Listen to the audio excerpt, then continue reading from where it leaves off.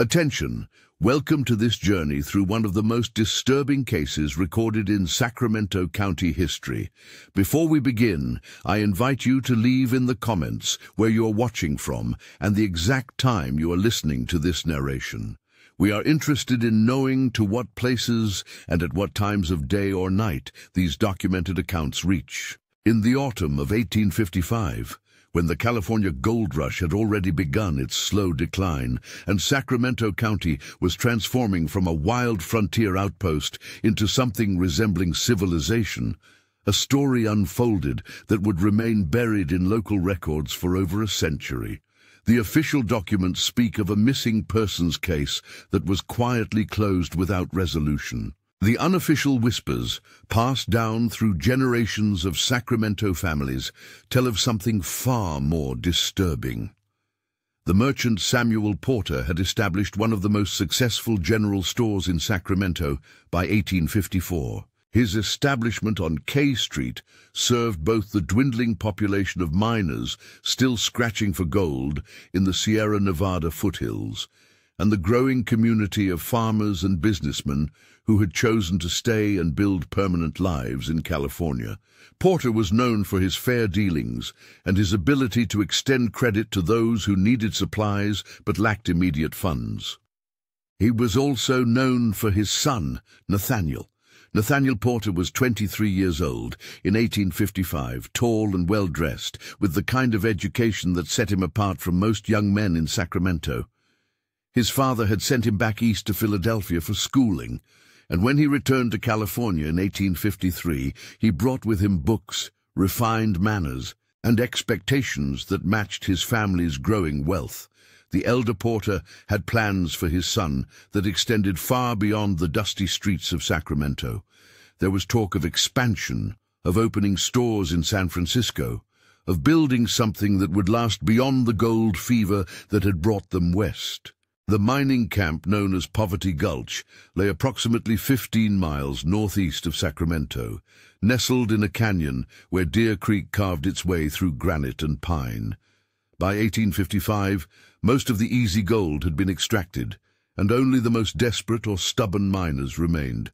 The camp consisted of perhaps 30 ramshackle cabins, a saloon that doubled as a general store, and a small cemetery that had grown steadily since the camp's establishment in 1851. It was here that Abigail Malloy lived with her father, Thomas, in a one-room cabin that leaked when it rained and offered little protection against the Sierra Nevada winter. Thomas Malloy had arrived in California in 1849 with dreams of striking it rich. By 1855, those dreams had curdled into a bitter determination that kept him working claims that yielded barely enough gold dust to buy flour and beans.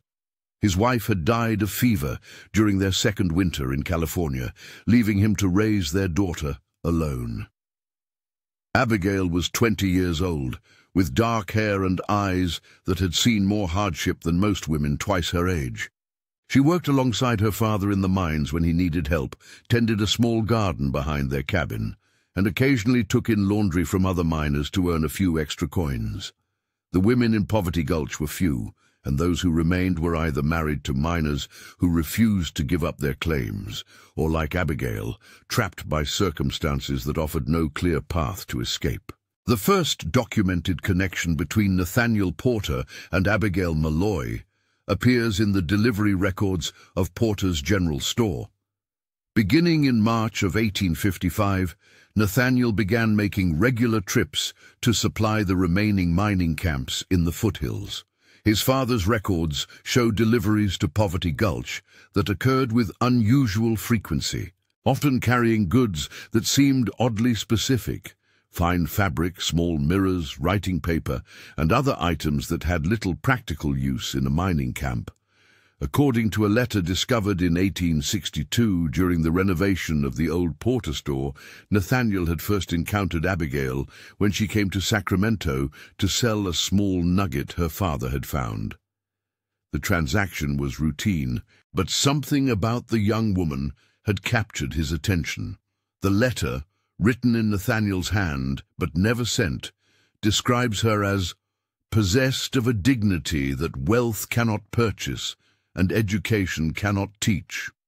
By May of 1855, the relationship between Nathaniel and Abigail had become the subject of whispered conversations in both Sacramento and Poverty Gulch. In the rigid social structure that had emerged in California's growing towns, the son of a prosperous merchant did not court the daughter of a failed miner. Such unions were not merely discouraged. They were seen as threats to the careful order that ambitious families were trying to establish. Samuel Porter's reaction to his son's infatuation was initially one of amused tolerance. In a letter to his brother back in Philadelphia, dated June 15, 1855, Porter wrote that he expected Nathaniel's fascination with rustic life to fade once he was reminded of his proper obligations. The elder Porter arranged for his son to meet several daughters of well-established Sacramento families, including Elizabeth Hartwell, whose father owned considerable property near the American River. The pressure on Nathaniel to abandon his relationship with Abigail intensified throughout the summer of 1855. Family friends began to express concern about the Porter family's reputation. Business associates questioned whether a man who could not control his son's romantic impulses could be trusted with important commercial ventures. The social fabric of Sacramento's emerging elite was still fragile, and conformity to expected behavior was seen as essential to maintaining status and influence. For Abigail, the attention from Nathaniel had brought its own complications. The miners of Poverty Gulch viewed her relationship with the merchant's son with a mixture of envy and suspicion. Some believed she was putting on airs above her station. Others worried that her connection to wealth might lead her to abandon the camp and leave her father to fend for himself.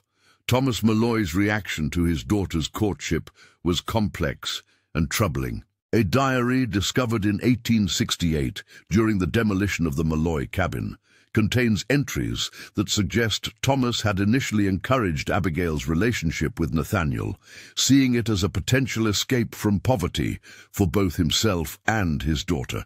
However, later entries reveal a growing resentment and fear that Abigail would leave him alone in the mountains. The final entries, dated in late August of 1855, speak of dreams that warn of betrayal and a conviction that rich men's promises are poison. The tension between the families reached a breaking point in early September of 1855. Samuel Porter had arranged for Nathaniel to accompany a business associate to San Francisco, where he would have opportunities to meet potential brides from wealthy families and, more importantly, where he would be removed from Abigail's influence. The trip was scheduled to last 3 months, long enough, Porter hoped, for his son to forget his infatuation with the miner's daughter. On September 10, 1855, Nathaniel Porter left Sacramento for what his father believed would be a transformative journey to San Francisco. However, according to a sworn statement given to authorities in October of that year, Nathaniel never boarded the stage to San Francisco.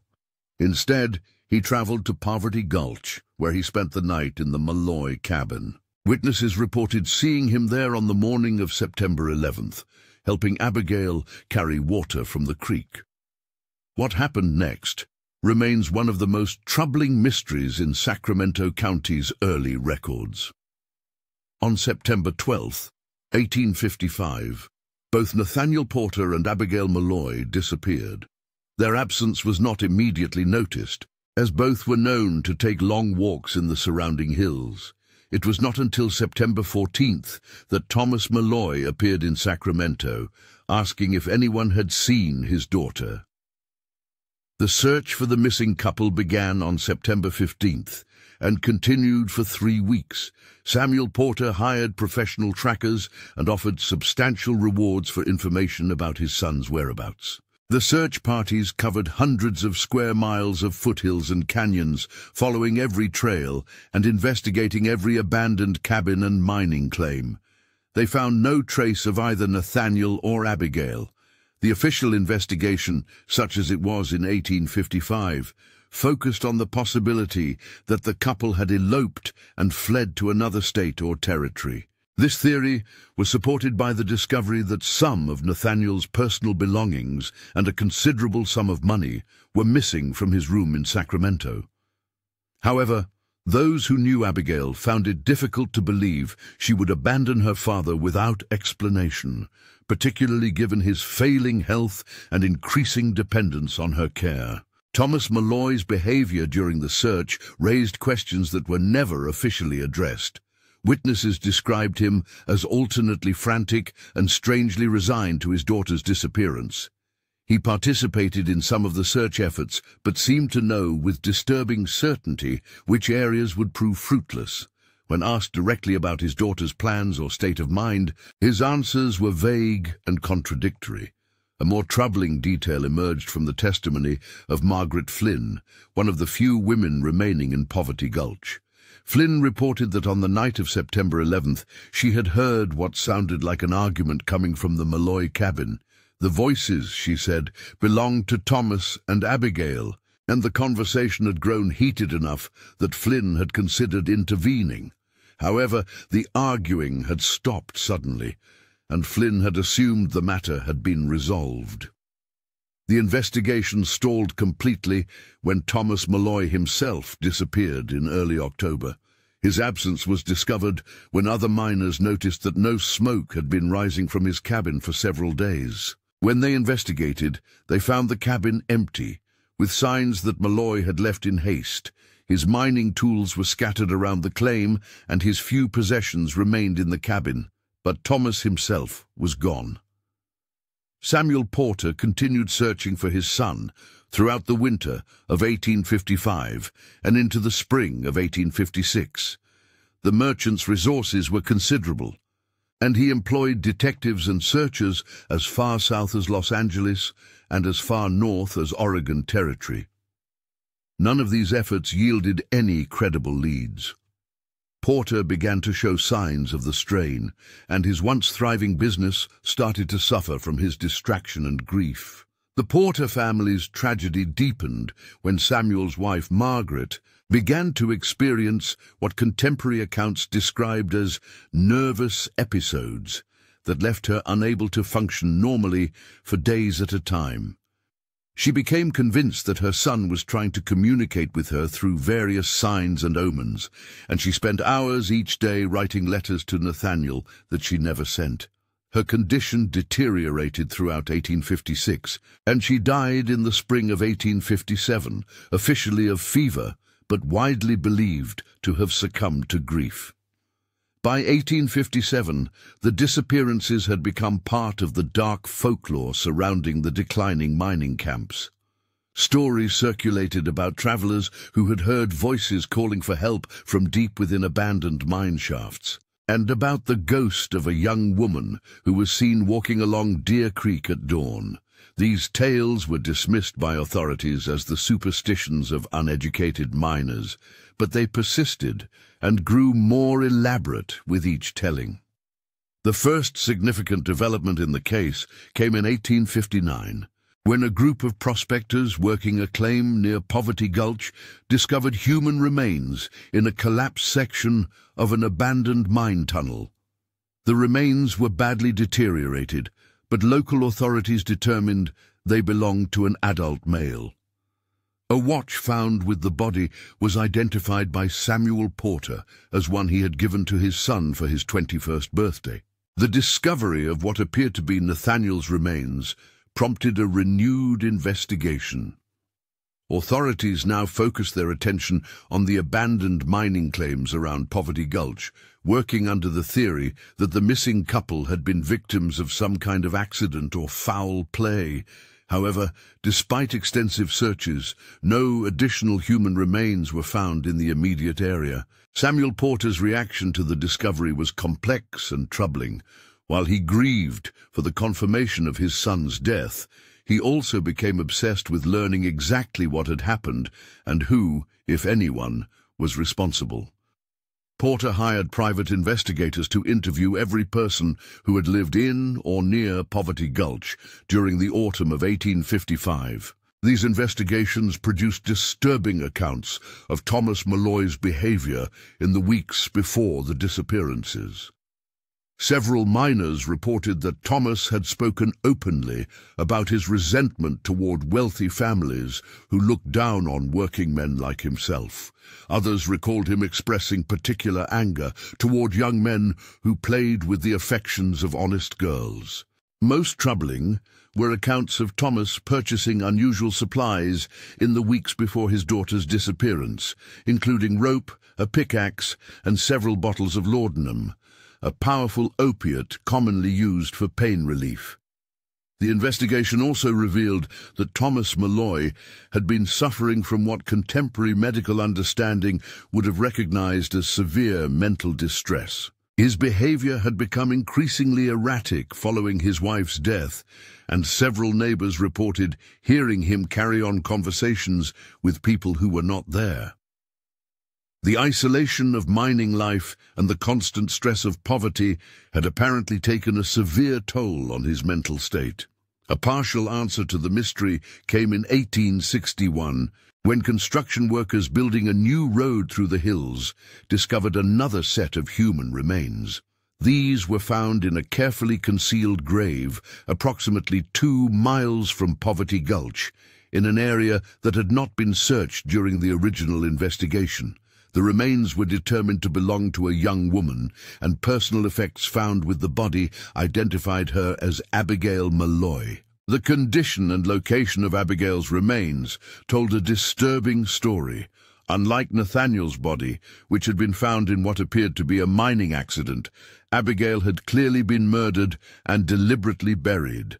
Medical examination revealed evidence of blunt force trauma to the skull, and the careful concealment of the grave suggested premeditation rather than impulse. The discovery prompted authorities to issue a warrant for Thomas Molloy's arrest, but by this time he had been missing for over 5 years. Some believed he had fled California entirely. Others suspected he had met his own death somewhere in the Sierra Nevada wilderness. A few persistent rumors suggested he had been seen in various mining camps throughout California and Nevada, always alone, always moving on before anyone could be certain of his identity.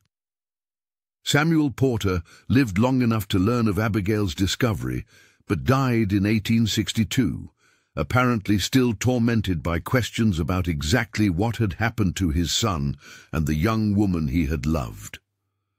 Porter's business never recovered from the years of neglect during his search for answers, and when he died, most of his wealth was gone, spent on private investigators and reward money that never produced the resolution he sought. The official conclusion of the case, as recorded in Sacramento County records, was that Thomas Molloy had murdered both his daughter and Nathaniel Porter in a fit of jealous rage, then fled the area. This explanation satisfied legal requirements, but it left many questions unanswered. Why had the bodies been found in different locations? Why had Nathaniel been placed in an abandoned mine while Abigail was carefully buried? What had driven a man to kill his own daughter and an innocent young man whose only crime was falling in love? A more complete picture of the tragedy began to emerge in 1865, when a collection of letters was discovered hidden beneath the floorboards of the old Molloy cabin. The letters, written by Abigail to Nathaniel throughout their courtship, revealed the depth of their relationship and the pressure both faced from their respective families. More importantly, they documented Thomas Molloy's increasing instability and his growing obsession with preventing his daughter from leaving him. The letters reveal that Abigail had been planning to leave Poverty Gulch with Nathaniel, but not in the way either family had expected. Rather than eloping, the couple had intended to confront both families and demand acceptance of their relationship. Abigail's final letter, dated September 10, 1855, expresses her determination to make father understand that love knows no boundaries of class or wealth. and her belief that she could convince him to accept Nathaniel as a son-in-law. This letter also contains a detail that takes on sinister significance in light of later events. Abigail mentions that her father had been asking detailed questions about her plans with Nathaniel, including when they intended to marry and where they planned to live. She had interpreted this interest as a sign that he was beginning to accept the relationship, but the questions may have served a darker purpose. Reconstruction of the final days suggests that Thomas Molloy had indeed learned of his daughter's intention to leave with Nathaniel, but rather than accepting the inevitable, he had begun planning to prevent it permanently. The supplies he had purchased, the questions he had asked, and his increasingly erratic behavior all point to a man who saw murder as preferable to abandonment. The most likely sequence of events, based on available evidence, is that Thomas confronted Nathaniel and Abigail on the evening of September 11th, 1855. The argument that Margaret Flynn overheard had probably been Thomas's final attempt to convince his daughter to abandon her plans. When she refused, he had attacked both young people, possibly using the pickaxe he had recently purchased. The different treatment of the bodies suggests that Thomas's mental state during the murders was complex and contradictory. Nathaniel's body was disposed of in a way that might have appeared accidental, hidden in an abandoned mine where it could have been assumed he had died in a cave-in. Abigail, however, was buried with what appeared to be genuine care and grief, suggesting that Thomas, even in his madness, had been devastated by what he had done to his daughter. Thomas Molloy's own fate remains unknown. The prevailing theory is that guilt and madness drove him to suicide somewhere in the wilderness, but no remains were ever found that could be definitively identified as his. Some accounts suggest he spent his final years as a wandering madman, appearing occasionally in remote mining camps before disappearing again into the mountains. The tragedy of Nathaniel Porter and Abigail Molloy became a cautionary tale in Sacramento County, though not necessarily for the reasons one might expect. Rather than serving as a warning about the dangers of crossing social boundaries, the story was often told as evidence of the madness that could overtake men isolated too long in the mining camps. The real lessons about class pressure and the destructive power of families protecting their status were less comfortable and less frequently discussed. Samuel Porter's business was eventually sold to pay his debts, and the building that had housed his general store was torn down in 1878. The site remained vacant for many years, though there were persistent reports of strange sounds coming from the empty lot at night.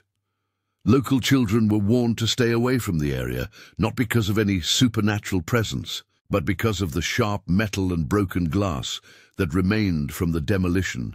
Poverty Gulch itself was abandoned by 1868, as the last of the miners finally gave up their futile search for gold. The canyon returned to wilderness, and within a decade, most signs of human habitation had been reclaimed by the forest.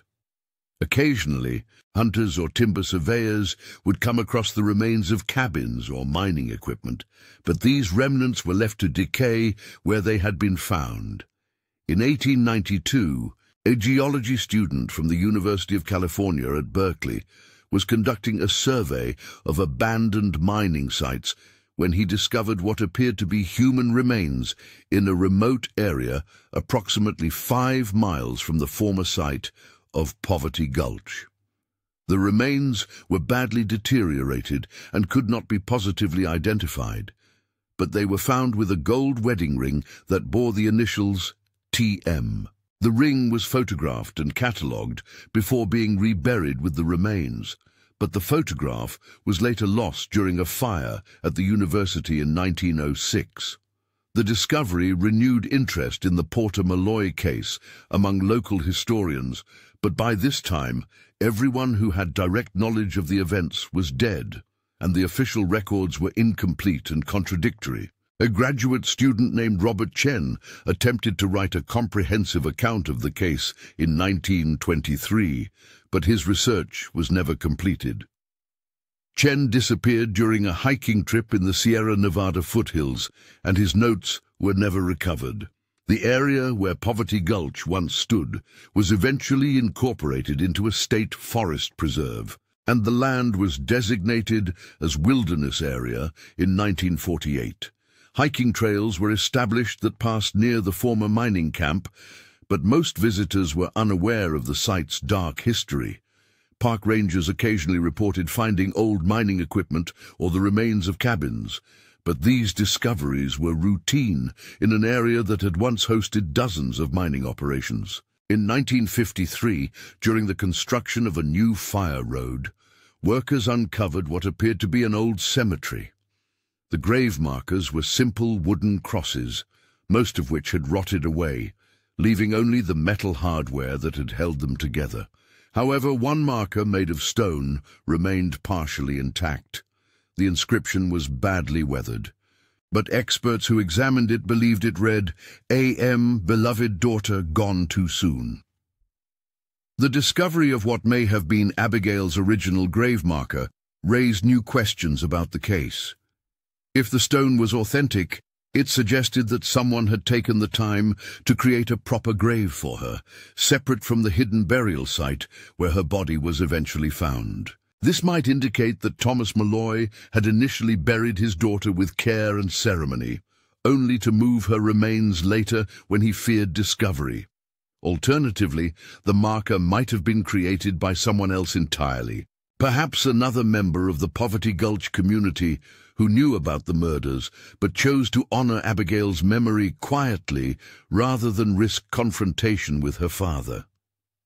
The fact that no similar marker was found for Nathaniel Porter supports this theory, as community sympathy would naturally have been stronger for the local girl than for the wealthy outsider.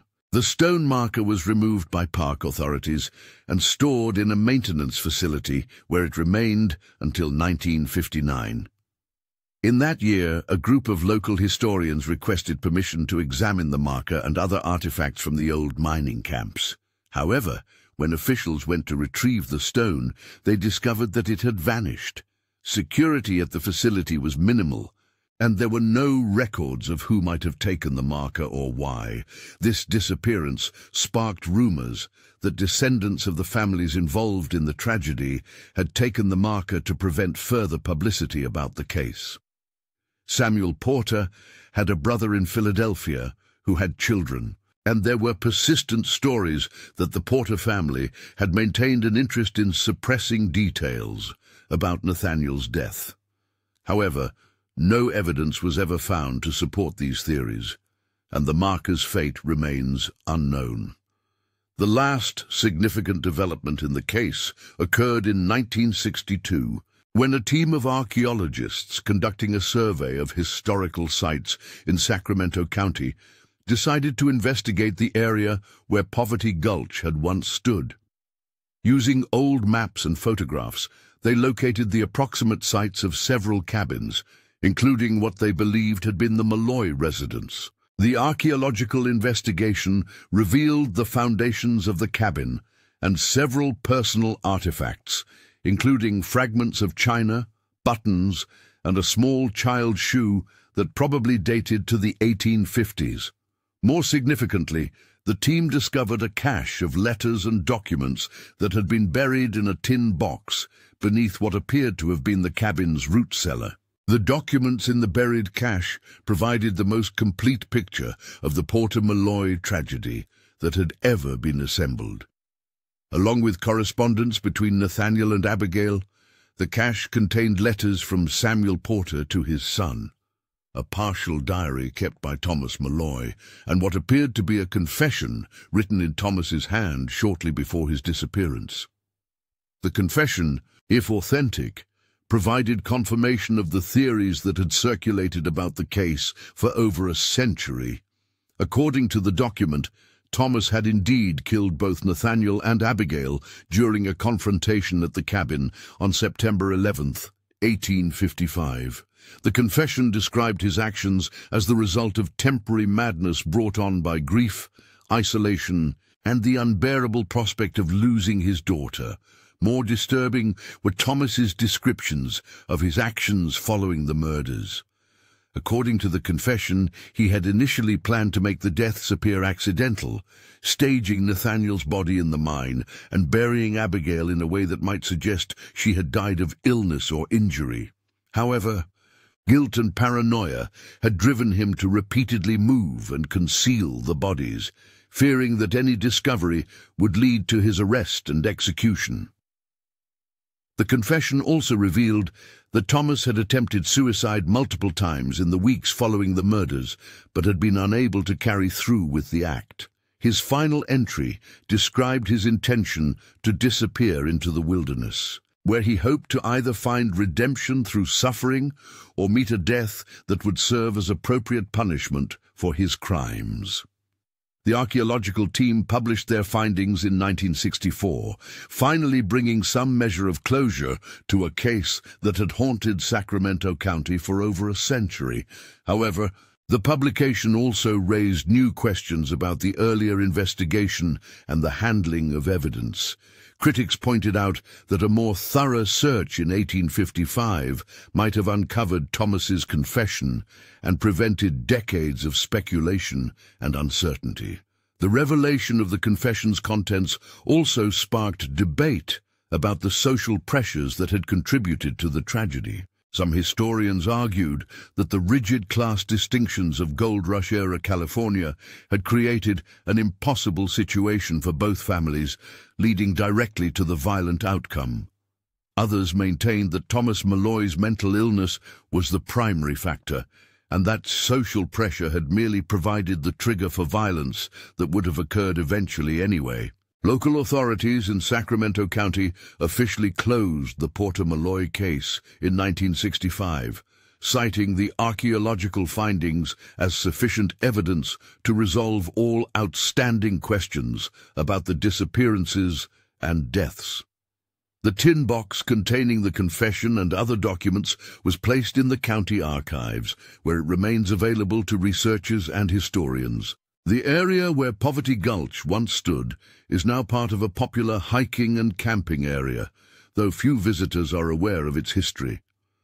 A small plaque installed by the Sacramento County Historical Society in 1976 marks the approximate location of the former mining camp, but the inscription makes no mention of the murders that occurred there. The plaque simply notes that the site was once home to hopeful miners seeking their fortune in the California gold rush.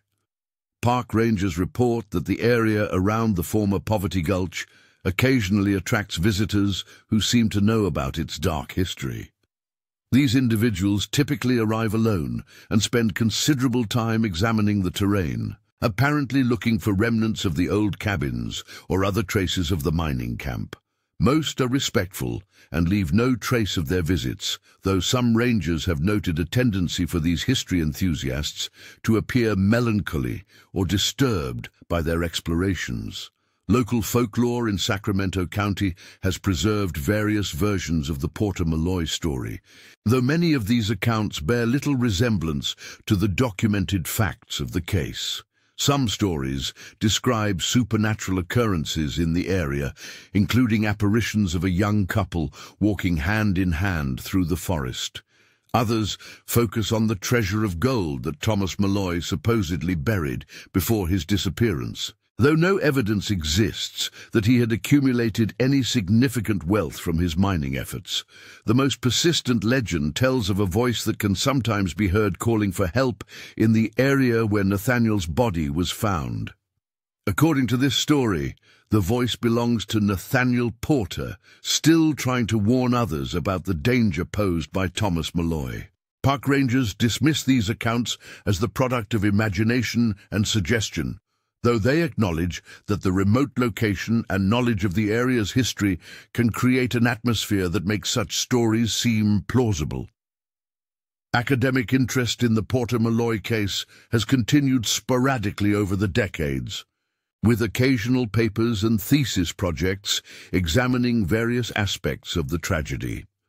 Most of these studies focus on the social and economic factors that contributed to the violence, using the case as an example of the tensions that existed in Gold Rush-era California between established wealth and frontier equality. A comprehensive book about the case was planned by historian Margaret Davidson in 1985, but the project was abandoned when Davidson became ill and was unable to complete her research.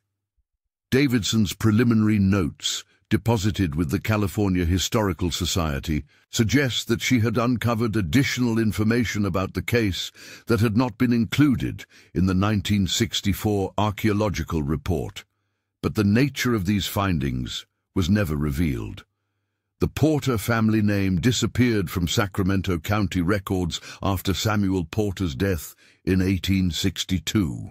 Genealogical research suggests that his brother's family in Philadelphia changed their surname sometime in the 1870s, possibly to distance themselves from the scandal associated with Nathaniel's death. No descendants of the Porter family are known to live in California today, though researchers occasionally contact local historical societies seeking information about the case. Thomas Malloy's fate remains the one unsolved aspect of the Porter Malloy tragedy. Despite numerous reported sightings over the years and several investigations into possible grave sites, no conclusive evidence of his death has ever been found. Some historians believe he successfully disappeared into the wilderness and lived for years as a hermit before finally succumbing to the elements or wild animals. Others suggest he may have left California entirely and assumed a new identity somewhere else. The most intriguing theory about Thomas Malloy's disappearance was proposed by researcher James Crawford in 1991. Crawford noted similarities between the Malloy case and several unsolved murders that occurred in Nevada and Arizona mining camps during the 1860s and 70s. The victims in these cases were young couples, and the method of murder in each case involved blunt force trauma consistent with a pickaxe or similar tool. Crawford's theory suggested that Thomas Malloy had survived his initial flight from Poverty Gulch and had subsequently become a serial killer, targeting young couples who reminded him of his daughter and Nathaniel Porter. While Crawford's research was thorough and his arguments compelling, no definitive evidence was ever found to support this theory, and most historians remain skeptical of the connection between Malloy and the other murders. The cabin sites at Poverty Gulch have been thoroughly investigated multiple times over the past 50 years, but no additional evidence relating to the Porter Malloy case has been discovered. Environmental factors and more than a century of weather have apparently eliminated most traces of the events that occurred there in 1855. The archaeological team's 1962 excavation remains the most significant find at the site.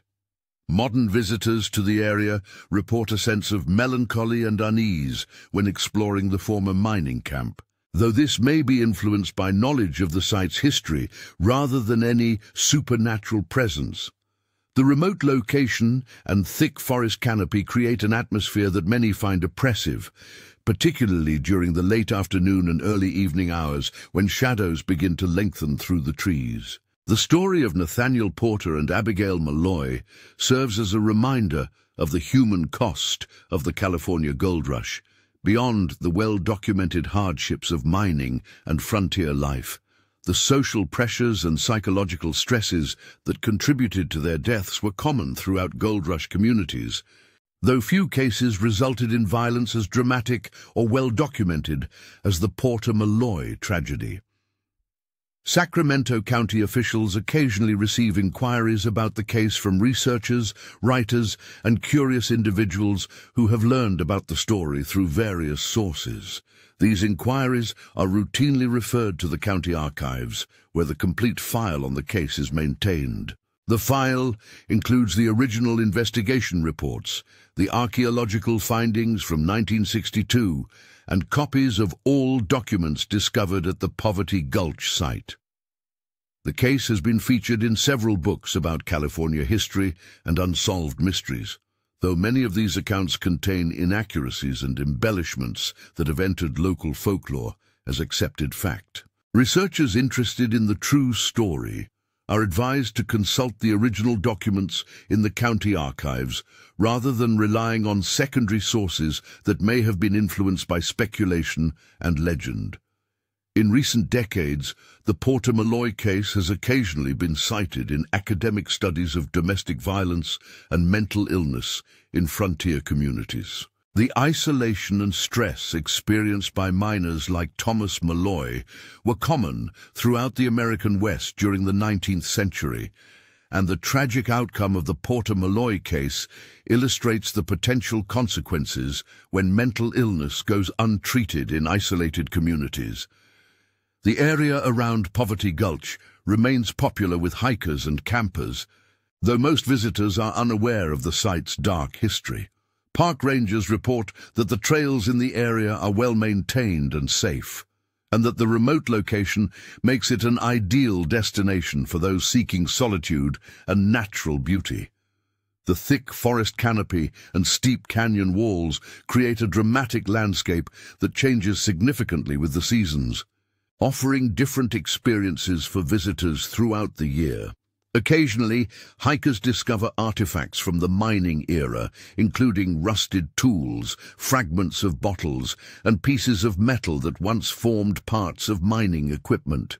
These discoveries are reported to park authorities, who document them as part of the ongoing archaeological record of the area.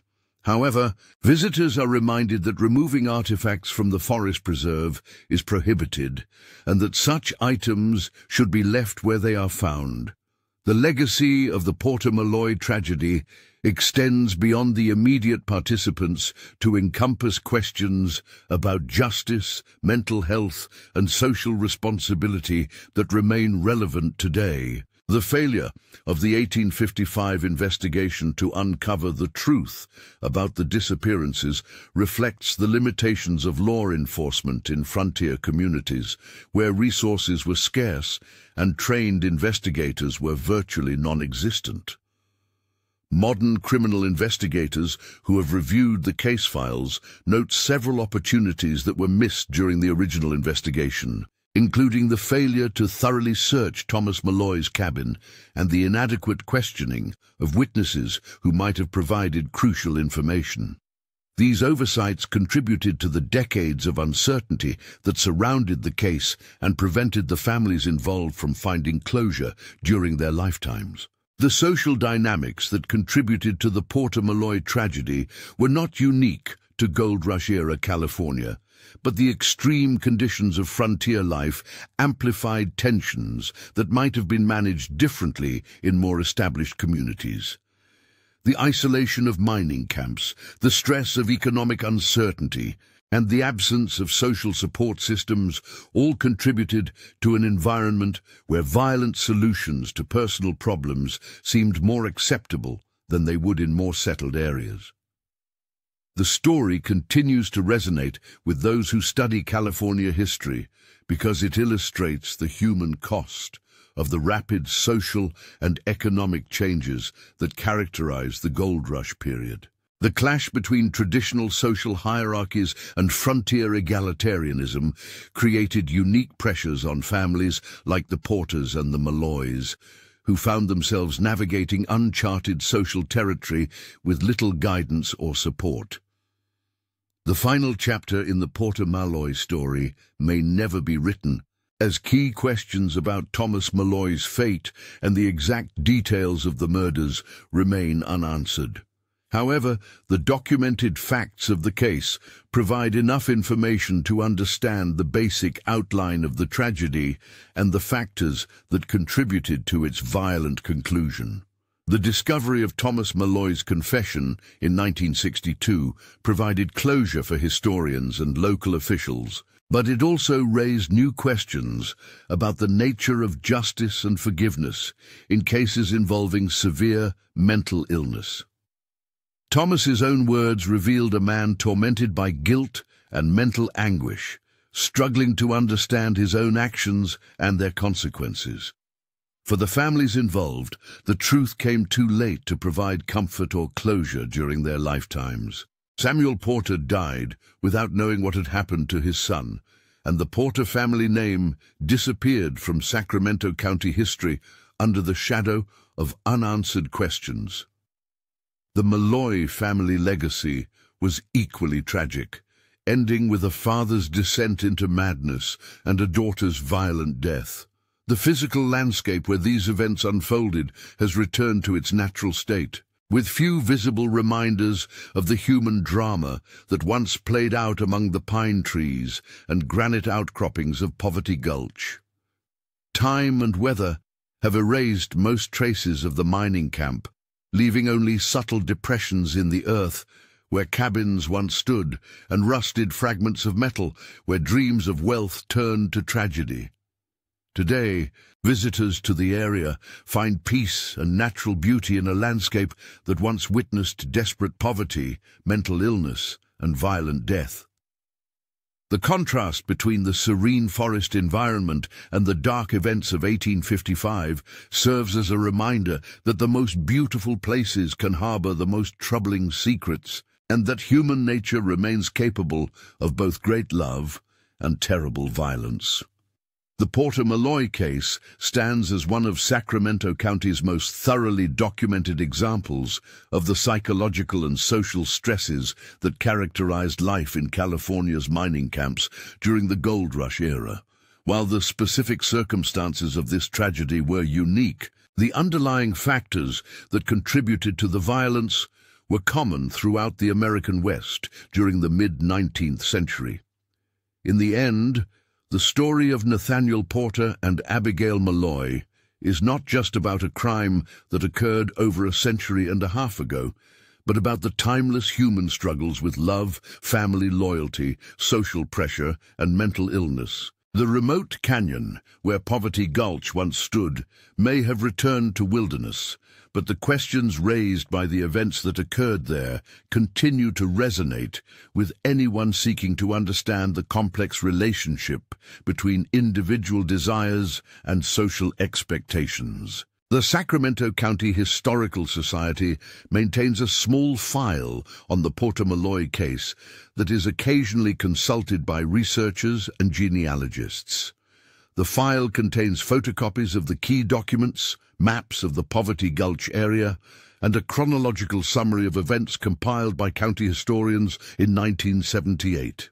Most inquiries about the case come from individuals researching California gold rush history or studying the social dynamics of frontier communities. Local law enforcement agencies no longer maintain active files on the case, as it was officially closed in 1965 following the archaeological discoveries at Poverty Gulch. However, the Sacramento County Sheriff's Department occasionally receives calls from hikers who believe they have discovered human remains or artifacts related to the case. These reports are investigated as routine matters, though no significant discoveries have been made in recent decades. The legacy of Thomas Malloy's disappearance continues to generate speculation and occasional investigation. In 1997, a team of volunteer searchers organized an expedition to look for his remains in the remote areas surrounding Poverty Gulch. The search lasted 3 days and covered approximately 50 square miles of wilderness, but no evidence of Malloy's fate was discovered. Modern criminal profilers who have examined the case files note that Thomas Malloy's behavior following the murders was consistent with someone experiencing severe psychological trauma and guilt. His decision to flee into the wilderness rather than attempt to conceal his crimes or create an alibi suggests a complete psychological breakdown that would have made survival in the harsh Sierra Nevada environment extremely unlikely. The most probable conclusion is that Thomas Malloy died somewhere in the mountains within weeks or months of his disappearance, either from exposure, starvation, or suicide. The vast wilderness areas of the Sierra Nevada have claimed many lives over the past century and a half, and it is not unusual for human remains to remain undiscovered indefinitely in such remote terrain.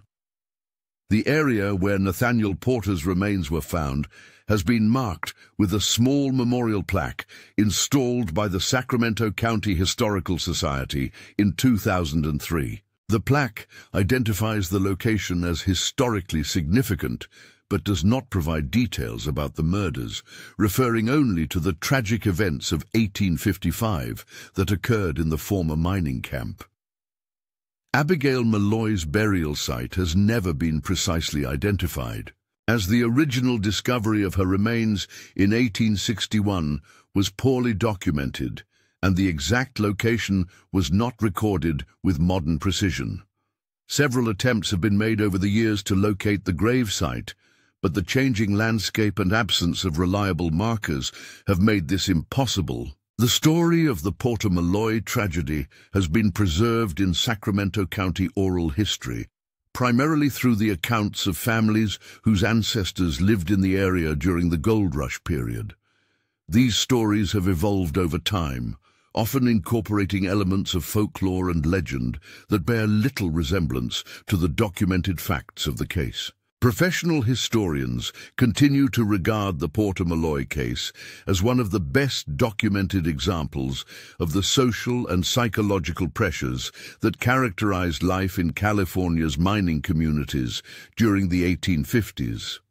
The combination of official records, personal correspondence, and archaeological evidence provides an unusually complete picture of a frontier tragedy that might otherwise have been forgotten entirely. The remote canyon that once housed Poverty Gulch remains accessible to hikers and outdoor enthusiasts, though the trail leading to the former mining camp is not well marked and requires considerable hiking experience to navigate safely. Park authorities recommend that visitors planning to explore the area inform others of their intended route and expected return time, as cellular phone coverage is unreliable and rescue operations can be difficult in the rugged terrain.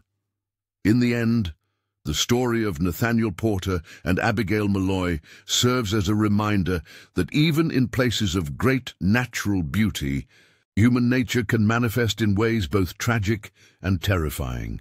The love that brought them together ultimately led to their destruction, not because love itself was wrong, but because the social pressures and personal demons surrounding them created an environment where violence became inevitable.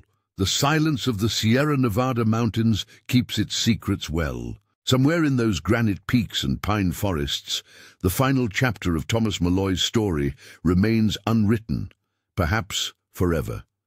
And in that silence, the echoes of a tragedy that began with love and ended with madness continue to remind us that some doors, once opened, can never truly be closed again.